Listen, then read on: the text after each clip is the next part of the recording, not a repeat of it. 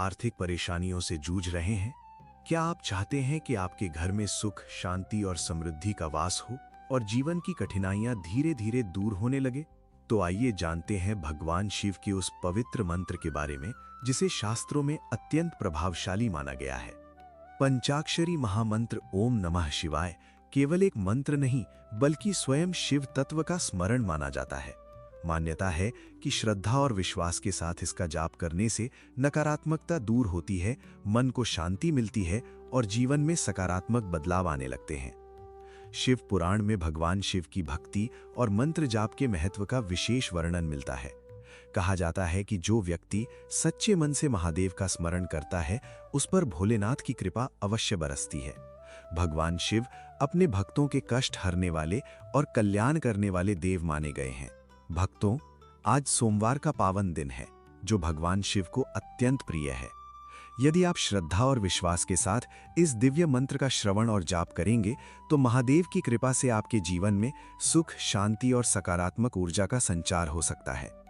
यदि आपको ये वीडियो पसंद आए तो इसे लाइक करें, अपने मित्रों और परिवारजनों के साथ शेयर करें और ऐसे ही धार्मिक एवं प्रेरणादायक वीडियो के लिए हमारे चैनल को सब्सक्राइब करना ना भूलें। तो आइए मन को शांत करें, भगवान शिव का ध्यान करें और श्रद्धा के साथ इस दिव्य मंत्र का जाप सुनें। हर हर महादेव। ओम त्र्यंबकं यजामहे सुगंधिं पुष्टिवर्धनम् उर्वारुकमिव बन्धनान् मृत्योर्मोक्षेयमामृतात्। ओम त्र्यंबकं यजामहे सुगंधिं पुष्टिवर्धनम् उर्वारुकमिव बन्धनान् मृत्योर्मोक्षेयमामृतात्। ओम त्र्यंबकं यजामहे सुगंधिं पुष्टिवर्धनम् उर्वारुकमिव बन्धनान् मृत्योर्मोक्षेयमामृतात्। ओम त्र्यंबकं यजामहे सुगंधिं पुष्टिवर्धनम् उर्वारुकमिव बन्धनान् मृत्योर्मोक्षेयमामृतात्। ओम त्र्यंबकं यजामहे सुगंधिं पुष्टिवर्धनम् उर्वारुकमिव बन्धनान् मृत्योर्मोक्षेयमामृतात्। ओम त्र्यंबकं यजामहे सुगंधिं पुष्टिवर्धनम् उर्वारुकमिव बन्धनान् मृत्योर्मोक्षेयमामृतात्। ओम त्र्यंबकं यजामहे सुगंधिं पुष्टिवर्धनम् उर्वारुकमिव बन्धनान् मृत्योर्मोक्षेयमामृतात्। ओम त्र्यंबकं यजामहे सुगंधिं पुष्टिवर्धनम् उर्वारुकमिव बन्धनान् मृत्योर्मोक्षेयमामृतात्। ओम त्र्यंबकं यजामहे सुगंधिं पुष्टिवर्धनम् उर्वारुकमिव बन्धनान् मृत्योर्मोक्षेयमामृतात्। ओम त्र्यंबकं यजामहे सुगंधिं पुष्टिवर्धनम् उर्वारुकमिव बन्धनान् मृत्योर्मोक्षेयमामृता।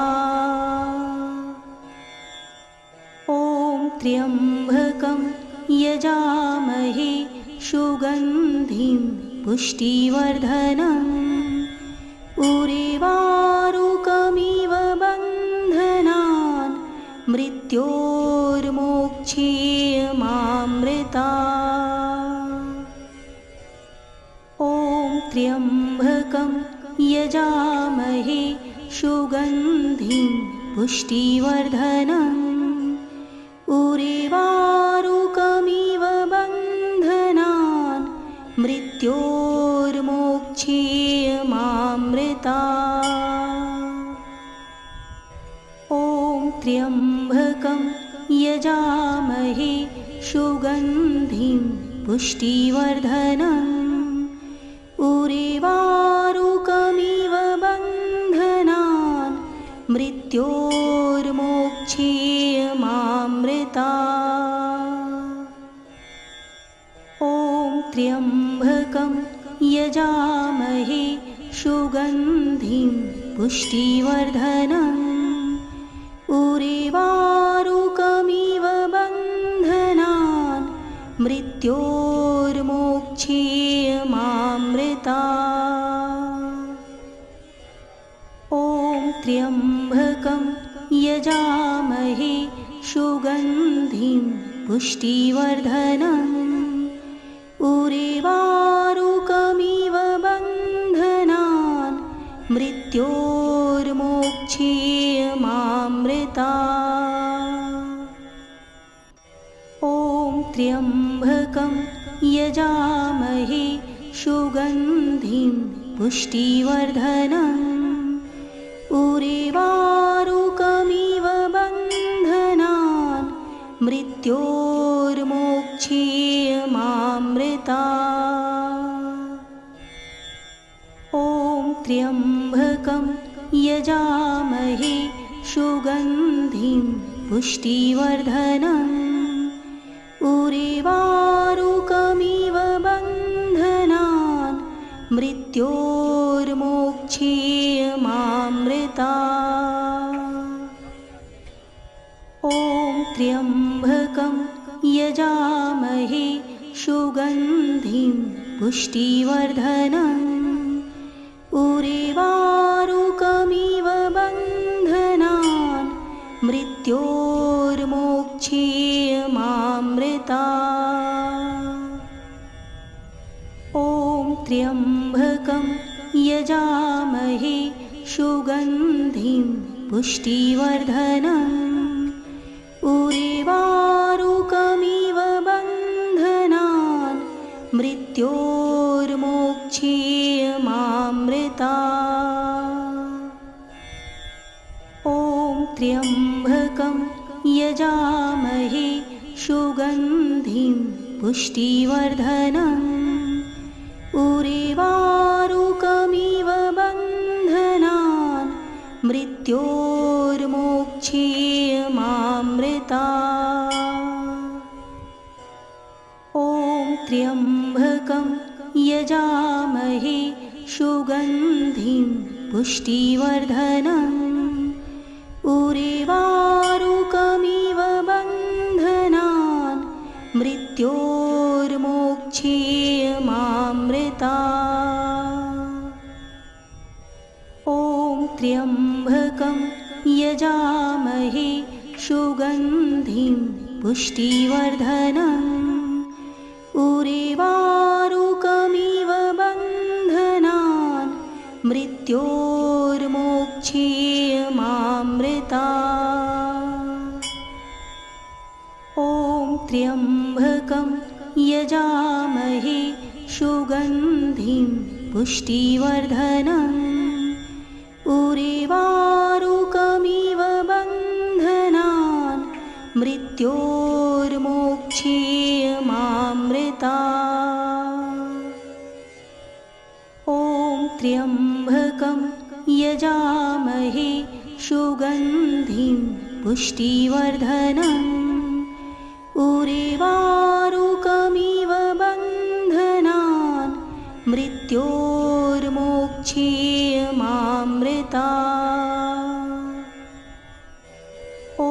त्र्यम्बकं यजामहे सुगन्धिं पुष्टिवर्धनम् उर्वारुकमिव बन्धनान् मृत्योर्मोक्षेयमामृतात्।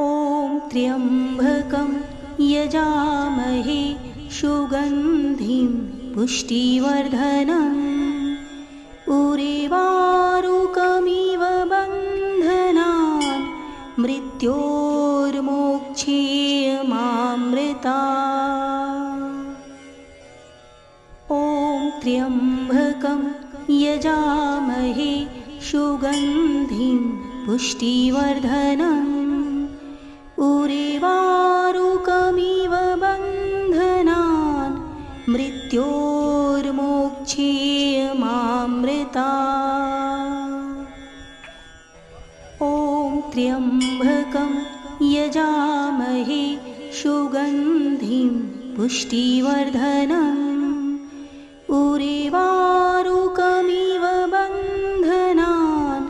मृत्योर्मोक्षेयमामृतात्। ॐ त्र्यम्बकं यजामहे सुगन्धिं पुष्टिवर्धनम् उर्वारुकमिव बन्धनान् मृत्योर्मोक्षेयमामृतात्। ॐ त्र्यम्बकं यजामहे सुगन्धिं पुष्टिवर्धनम् उर्वारुकमिव बन्धनान् मृत्योर्मोक्षेयमामृतात्।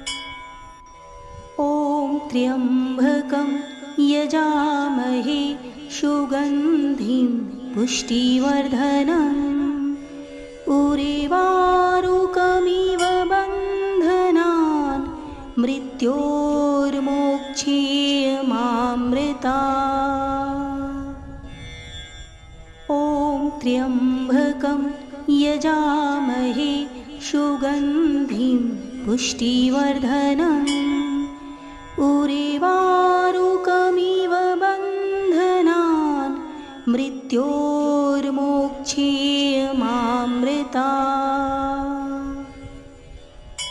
ॐ त्र्यम्बकं यजामहे सुगन्धिं पुष्टिवर्धनम् उर्वारुकमिव बन्धनान् मृत्योर्मोक्षेयमामृतात्। ॐ त्र्यम्बकं यजामहे सुगन्धिं पुष्टिवर्धनम् उर्वारुकमिव बन्धनान् मृत्योर्मोक्षेयमामृतात्। ॐ त्र्यम्बकं यजामहे सुगन्धिं पुष्टिवर्धनम् उर्वारुकमिव बन्धनान् मृत्योर्मोक्षेयमामृतात्।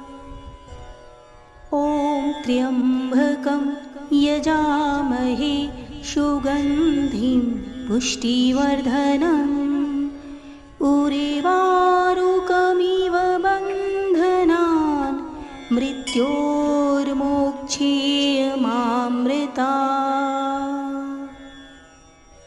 ॐ त्र्यम्बकं यजामहे सुगन्धिं पुष्टिवर्धनम् उर्वारुकमिव बन्धनान् मृत्योर्मोक्षेयमामृतात्। ॐ त्र्यम्बकं यजामहे सुगन्धिं पुष्टिवर्धनम् उर्वारुकमिव बन्धनान् मृत्योर्मोक्षेयमामृतात्।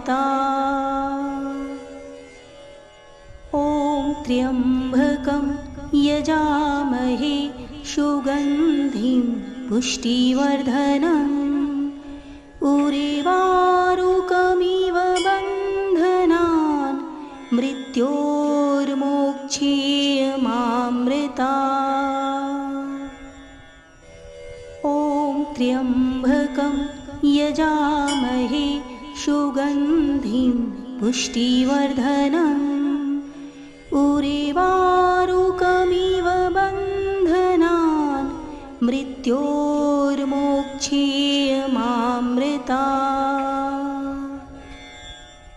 ॐ त्र्यम्बकं यजामहे सुगन्धिं पुष्टिवर्धनम् उर्वारुकमिव बन्धनान् मृत्योर्मोक्षेयमामृतात्। ॐ त्र्यम्बकं यजामहे सुगन्धिं पुष्टिवर्धनम् उर्वारुकमिव बन्धनान् मृत्योर्मोक्षेयमामृतात्।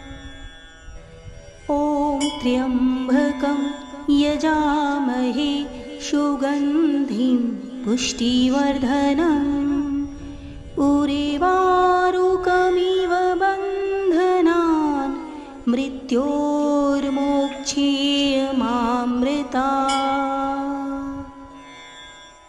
ॐ त्र्यम्बकं यजामहे सुगन्धिं पुष्टिवर्धनम् उर्वारुकमिव बन्धनान् मृत्योर्मोक्षेयमामृतात्। ॐ त्र्यम्बकं यजामहे सुगन्धिं पुष्टिवर्धनम् उर्वारुकमिव बन्धनान् मृत्योर्मोक्षेयमामृतात्। ॐ त्र्यम्बकं यजामहे सुगन्धिं पुष्टिवर्धनम् उर्वारुकमिव बन्धनान् मृत्योर्मोक्षेयमामृतात्। ॐ त्र्यम्बकं यजामहे सुगन्धिं पुष्टिवर्धनम् उर्वारुकमिव बन्धनान् मृत्योर्मोक्षेयमामृतात्। ॐ त्र्यम्बकं यजामहे सुगन्धिं पुष्टिवर्धनम् उर्वारुकमिव बन्धनान् मृत्योर्मोक्षेयमामृतात्। ॐ त्र्यम्बकं यजामहे सुगन्धिं पुष्टिवर्धनम् उर्वारुकमिव बन्धनान् मृत्योर्मोक्षेयमामृतात्। ॐ त्र्यम्बकं यजामहे सुगन्धिं पुष्टिवर्धनम् उर्वारुकमिव बन्धनान् मृत्योर्मोक्षेयमामृतात्। ॐ त्र्यम्बकं यजामहे सुगन्धिं पुष्टिवर्धनम् उर्वारुकमिव बन्धनान् मृत्योर्मोक्षेयमामृतात्।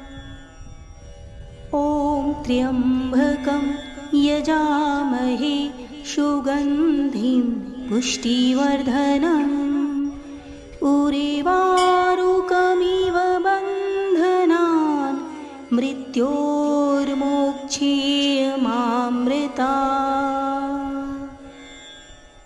ॐ त्र्यम्बकं यजामहे सुगन्धिं पुष्टिवर्धनम् उर्वारुकमिव बन्धनान् मृत्योर्मोक्षेयमामृतात्।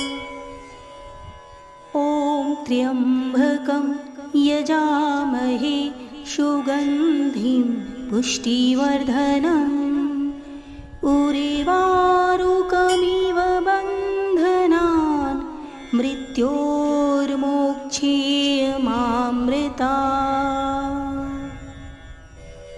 ॐ त्र्यम्बकं यजामहे सुगन्धिं पुष्टिवर्धनम् उर्वारुकमिव बन्धनान् मृत्योर्मोक्षेयमामृतात्। ॐ त्र्यम्बकं यजामहे सुगन्धिं पुष्टिवर्धनम् उर्वारुकमिव बन्धनान् मृत्योर्मोक्षेयमामृतात्। ॐ त्र्यम्बकं यजामहे सुगन्धिं पुष्टिवर्धनम् उर्वारुकमिव बन्धनान् मृत्योर्मोक्षेयमामृतात्।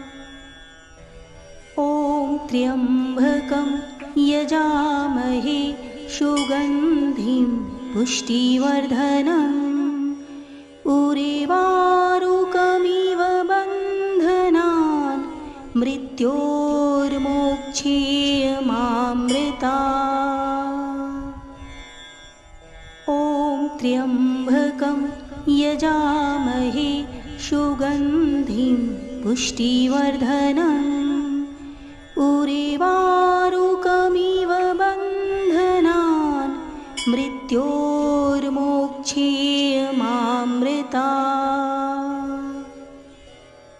ॐ त्र्यम्बकं यजामहे सुगन्धिं पुष्टिवर्धनम् उर्वारुकमिव बन्धनान् मृत्योर्मोक्षेयमामृतात्। ॐ त्र्यम्बकं यजामहे सुगन्धिं पुष्टिवर्धनम् उर्वारुकमिव बन्धनान् मृत्योर्मोक्षेयमामृतात्। ॐ त्र्यम्बकं यजामहे सुगन्धिं पुष्टिवर्धनम् उर्वारुकमिव बन्धनान्